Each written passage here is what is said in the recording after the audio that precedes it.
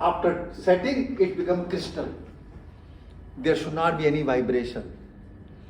Setting of cement is just like a human body growth और jail formation और curd formation.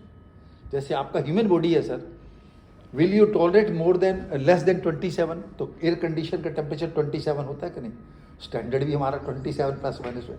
कोई भी air condition में अगर आप बैठेंगे 27 temperature, it is cosy. Same चीज इसके अंदर. आपका ज़्यादा टेम्परेचर होगा, कैन यू, अगर आप curd, if you are making a curd, if it is at high temperature it will not. तो whatever is your human life growth, सिर्फ आपका देखिए कैम्बर कितना है, देखिए 2.5% है कि नहीं camber. Wearing course, drainage layer, sub base 0.5% extra camber. Shoulder 0.5% extra. Full civil engineering relates to your human body. आप बोलते हैं ना 1 फुट बोलते हो कि नहीं सर? तो फुट कौन सा है? यही तो फुट है आपका 30 सेंटीमीटर. तो पहले ऐसे ही होता था, 1 फुट 1 गज, ऐसे गज हो गया. तो पहले ऐसे नापते थे, ठीक है. तो मैकेडम क्या करता था? माउथ के ऊपर एग्रीगेट रखता था, WBM macadam. If it is a bigger than mouth, lower layer drainage layer. If it is passing through the mouth, wearing course top layer. तो अर्लियर ऐसे सिस्टम, ठीक है सर. तो 25% light is generated as a pipe. This react with cement. That is why fly ash shall not be more than 20 or 25%. Function of fly ash is to consume lime only, है ना. इसलिए उसके अंदर limit लिखी है 20-25%. क्या बताया था? बोलिए sir. Why our cements are 33, why not 32? Last time बताया था. What is the reason? बोलो सर. याद है या भूल गए? हैं? FCK+3 होता है. हाँ, बहुत इनको याद है. देखो, क्योंकि कंक्रीट का जो स्ट्रेंथ है, अगर आप M40 कंक्रीट है तो एवरेज 43 होना चाहिए.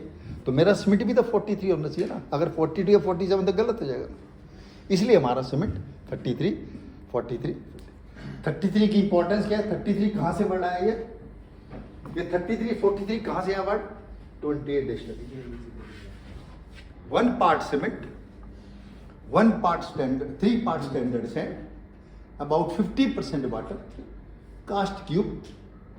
If you are getting 43 megapascal strength of the mortar, it is 43 grade cement, it is 53. For bridge people, use 43 grade S cement. Bridge people. जैसे अभी आपका एक पियर में डैमेज हो गया, अभी we are discussing on the jacketing of the pier, तो we should use. This is double setting time, double fineness. Rest 33, 43 same cement, same fineness, same setting time. Yellow portion normal cement. OPC cement, ordinary Portland cement, same fineness, same setting time. But the new cement which have come in the market, they have double setting time. 7-day strength more than 53. 43 grade strength more than 53. Because we do pre-stressing at 7 day. This is the acceptance criteria for Q. Whenever you are purchasing RMC by chance for some small work, never tell RMC supplier give me M40 grade concrete. Please ask him give me M43 grade concrete. Otherwise your concrete will fail. अगर वो आपको 40 to 41 देता है तो consultant will not pass. और contractor कहेगा sir मैं तो आपने 40 मांगा, मैं तो आपको 42 दे दिया. ठीक है नहीं सर. तो आपको मिक्स डिजाइन करते हुए भी इस चीज का दिमाग में रखना. मिक्स डिजाइन में आप लोग बोलते हैं वैसे सर आई नीड 40, ना, you need 43 at site. That is why your cements are 43 also. ठीक. मिनरल एडमिक्सचर को क्या बोलते हैं? They come from mine. Fly ash from coal, slag from hematite, silica fume from quartzite. As per IS code, 35% is allowed. As per IRC code, 20-25% is allowed. ठीक है. Chemical admixture maximum 2%. They are liquid soap. They create foam in the concrete. Micro level. IS codes are given.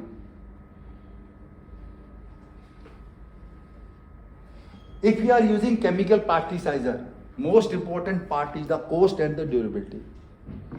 Higher quantity of admixture reduces the strength also. 1% more air means 6% less strength. If you are adding extra admixture, how to check optimum quantity of the chemical plasticiser? Last time बताया था marsh cone test. कौन सा test है? Marsh code.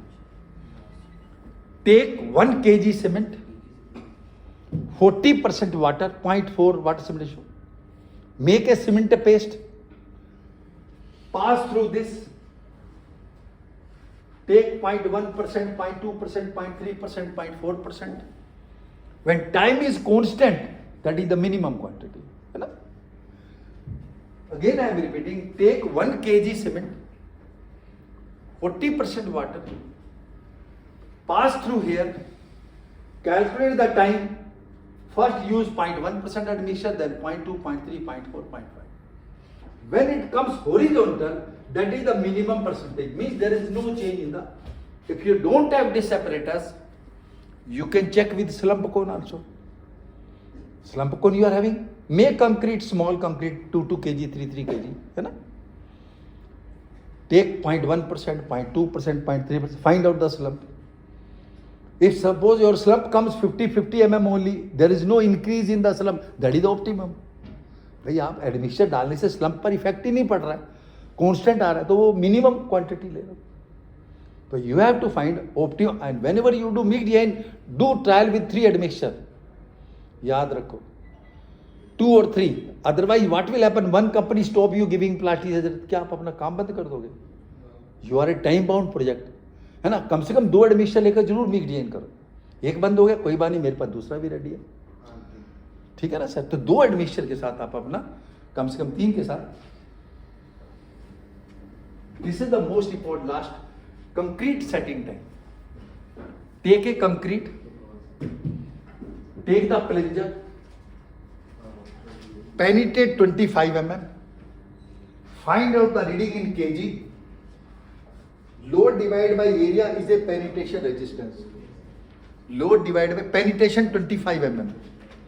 आप प्लेंजर लेना, force लगानी है, concrete के अंदर जाएगा. जब ये 25 mm इन साइड जाएगा तो रीडिंग आएगी केजी में.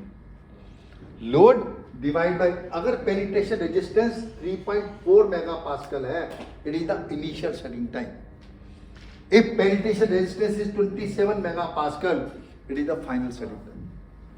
तो हर टेस्ट का मैं आपको लॉजिक भी बताऊंगा. अगर इक्विपमेंट नहीं है तो there are so many method. ठीक है सर, ध्यान से सुनना. Make a concrete ball, break it and join it. The time it is joining, it is the initial setting time. या आप कंक्रीट स्लैब है, उस पर आप नेल से लिखो. जब तक आप लिख सकते हैं, that is the initial setting time. जब तक आप टाइनिंग कर सकते, tining must be done before initial setting time. Simple test. Time is 3 to 5 hours.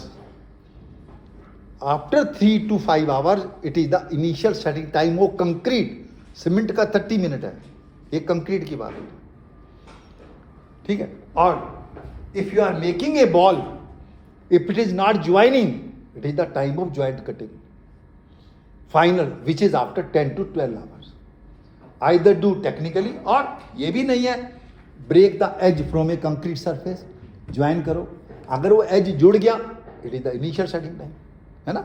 आपने एक एज तोड़ा, फिर दोबारा if you are joining, if it is not joining, it is the final. Set हो गया. क्या करना चाहिए? Please see the slide. Initial setting time में you can use needle vibrator. You cannot open the formwork. You can do tining. 3 काम कर सकते हैं. कंपैक्शन कर सकते हैं, कंपैक्शन कर सकते हैं, फॉर्मवर्क नहीं खोल सकते, टाइनिंग कर सकते हैं. फाइनल सेटिंग टाइम में start joint cutting. You can open the formwork. You can not use needle vibrator. Compaction stop. Tining नहीं कर सकते. ठीक है. तो this test is IS 1199 Part 7 2018. Old code was IS 8142. अब मोबाइल में भी नोट कर सकते हो. मोबाइल में भी आपका IS 8142 करेंगे तो डाउनलोड हो जाएगा. Old code is same method, only code number is revised, method is same. No change in the methodology. Why you get cracks? क्या बताया था सर, बोलिए. What are the 4 factor which creates crack? बोलो sir, anyone who remember? Wind pressure, और क्या trick क्या है? What is the rate of evaporation when it gets crack? क्या बताया था आपको? बोलिए सर, रेट ऑफ इवोपरेशन कितने से ज्यादा होगा तो क्रैक्स आते हैं? more than 1 kilogram. हाँ, when rate of evaporation is more than 1 kg per square meter per hour, concrete structure 100% will get crack.